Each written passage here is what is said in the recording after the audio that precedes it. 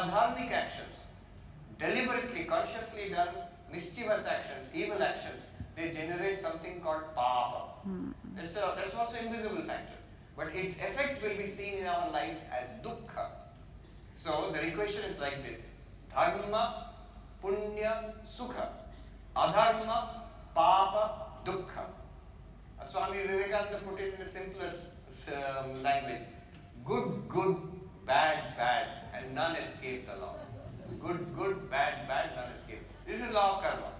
Vedanta seeks to break the law of karma, to free you from this law of karma. Yes. The lady here. Thank you, Ji. Namaste, Swamiji. I'm Shubha. My question is regarding the dream state. As per the waking state, there's some sadhana we can do during the waking hours.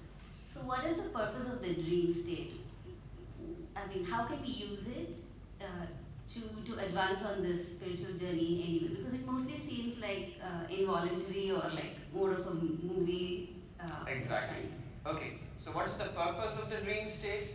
Lot of discussions in the modern psychology also studying this. That dream is a kind of where we have wish fulfillment, for example, things which we cannot have in the waking state. Those things come out, good and bad both. The terror, fear, which is not here, comes out in the nightmare, the dreams. Desire, which I cannot fulfill here, comes out in my dreams. Like that, some theory is there. But basically from a Vedantic perspective, it's not very difficult to understand. Vedanta says this creation, Brahman is existence, consciousness, Satchidananda. But this entire universe, it has two stages of creation. One is sukshma, subtle, at the mental level, and then one is sthula or physical, at this physical level. So first subtle level, then physical level. And that's why we have physical level existence, waking state, and subtle level existence, dream state. There's something beyond that called causal level, gara, which is deep sleep state. This is why dreams are there. How can we use it for spiritual progress? Two answers are there. It's a very interesting topic. One is Advaita Vedanta. It says, don't go into dream state, be in waking state, but use your knowledge of the dream state and knowledge of the deep sleep state for carrying out Vedantic analysis. Avasthatraya vichara, Jagrat, Swapna, Sushupti, sitting here in this waking state. Imagine, what is the dream state like?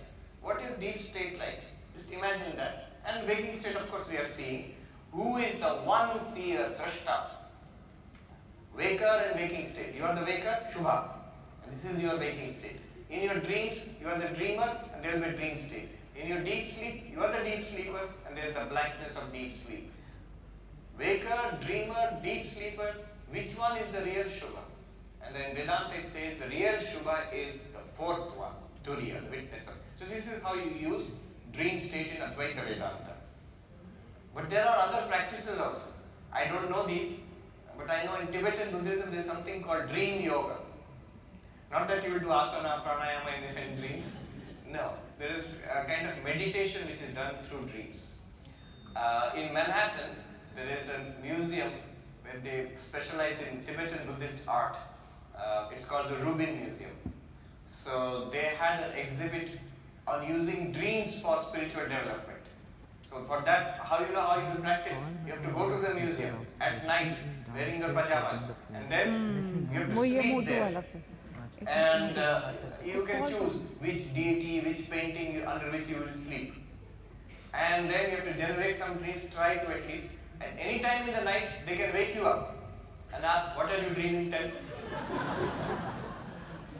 So, many such practices are there. Vedanta uses just analysis. Thank you. Last question there, and then we'll come back here. Namaste Swamiji, my name is Srividya. So before I ask a question, I want to tell a small story. Story, we don't have much time. Very little story. Right. A fox goes to a grape vineyard and it jumps to high to get that grapes, and it jumps and jumps, but it fails. And finally it decides that it couldn't jump, so it decides that the grapes are sour and it just run away. Yes. Like that. So our desires also are the main cause for our main root for the problems you said. So do we need to compromise them, our desires, thinking that they are illusion and Maya, and go away from them so that no desire, no suffering? True, true. Is it a case of grapes are sour? No, it is a wise and mature decision.